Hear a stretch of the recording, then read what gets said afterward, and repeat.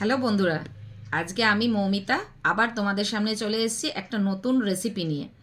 এতদিন তোমরা দেখে এসছো আমি কমেডি ভিডিও বানিয়েছি, অন্যান্য ব্লগ বানিয়েছি, রেসিপি অনেক দিন তোমাদের সাথে শেয়ার করা হয় না। তো আজকে আমরা কি রেসিপি শেয়ার করতে চলেছি সেটাই তোমাদের সামনে দেখাবো। আজকের রেসিপি হচ্ছে কলা পাতায় মোড়া পাতুরি। কি পাতুরি? পনির পাতুরি। সবাই তো মাছের পাতুরি খেয়েছো, আমি করব পনির পাতুরি। তো দেখো আমি কিভাবে বানাই। প্রথমে দিচ্ছি সাদা সর্ষে কালো সর্ষে মিক্স। কেন কি, শুধু যদি আমি কালো সর্ষে দিই তাহলে হয়ে যাবে গ্যাস অম্বলের একটা সমস্যা থাকতে পারে, যার জন্য আমি সাদা আর কালো মিক্স করে আমি ওটাকে বেটে নেব। ফার্স্টে দেখো কন্টেনারের মধ্যে ঢেলে নিচ্ছি। পরিমাণ মতো সাদা সর্ষে কালো সর্ষে কন্টেনারের মধ্যে আমি ঢেলে নিলাম। আর নেব, এর সাথে নেব পোস্ত।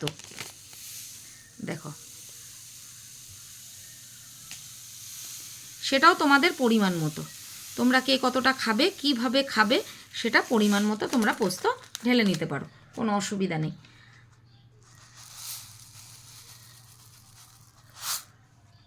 ঠিক আছে, তো চলো এইটা বেটে তোমাদের সামনে আবার দেখাচ্ছি। বন্ধুরা, পনিরের পিসগুলোকে ছোট ছোট করে কেটে নিলাম। বড় রাখতে পারতাম, কিন্তু কলা পাতাটা যেহেতু মুড়তে হবে, কলা পাতার ভেতরে যেহেতু মুড়তে হবে, সেই জন্য একদম ছোট্ট ছোট্ট পিস করে দেখো কেটে নিয়েছি। তোমরা দেখতে পারবে পিসগুলো ছোট ছোট, যাতে আমার মুড়তে একটু সুবিধা হয়।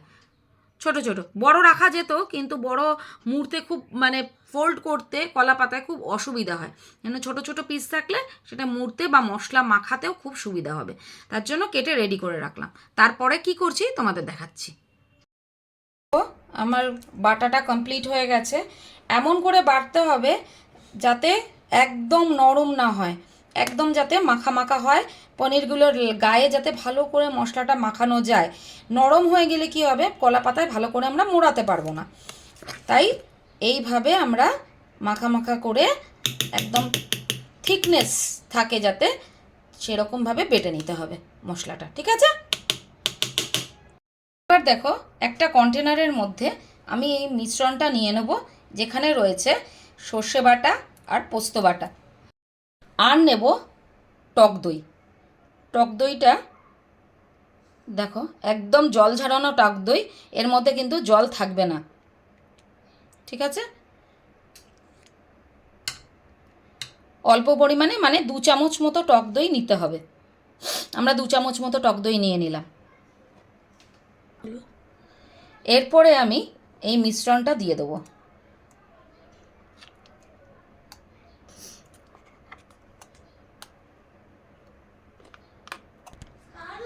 এর মধ্যে দেব আমি সামান্য পরিমাণে হলুদ গুঁড়ো, সামান্য পরিমাণে দেব এবার লঙ্কার গুঁড়ো, কারণ ঝাল বেশি করব না। এরপরে আমি দেব পরিমাণ মতো নুন। নুনটা দেওয়ার কারণ হচ্ছে আমি একবারে যেহেতু চাপাবো, আমি বারবার তো ওটা খোলা পড়া যাবে না। এরপর দেব ব্যালেন্স করার জন্য চিনি। এটা সম্পূর্ণই অপশনাল, আপনারা যদি চিনি খেতে ভালোবাসেন তো দেবেন, না হলে স্কিপ করে দেবেন। এবার এটাকে ভালো করে আমি মিক্সড করে নেব। দইয়ের সাথে ভালো করে মিক্সড করে নিতে হবে।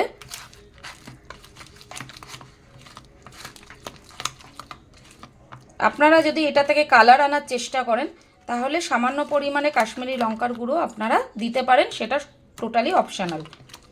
এরপরে দেবো আমি সর্ষের তেল। এরপরে আমি দিচ্ছি বেশ খানিকটা সর্ষের তেল। সর্ষের তেলের সাথে ভালো করে মশলাটাকে মাখিয়ে নিতে হবে।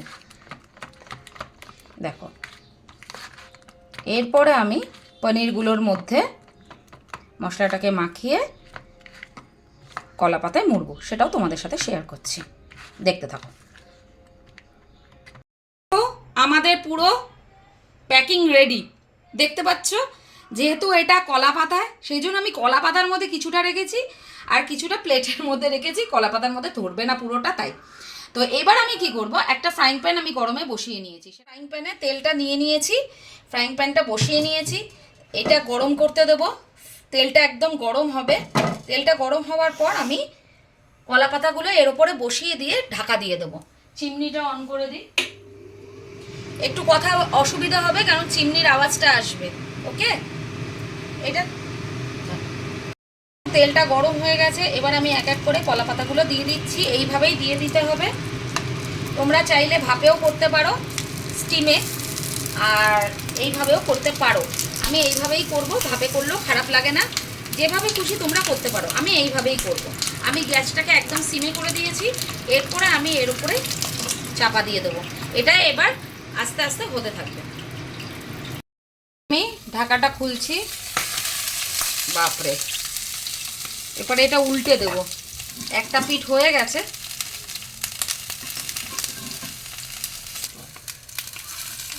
এবার এটাকে খুন্তির সাহায্যে উল্টে দেবো। একটা পিঠ হয়ে গেছে,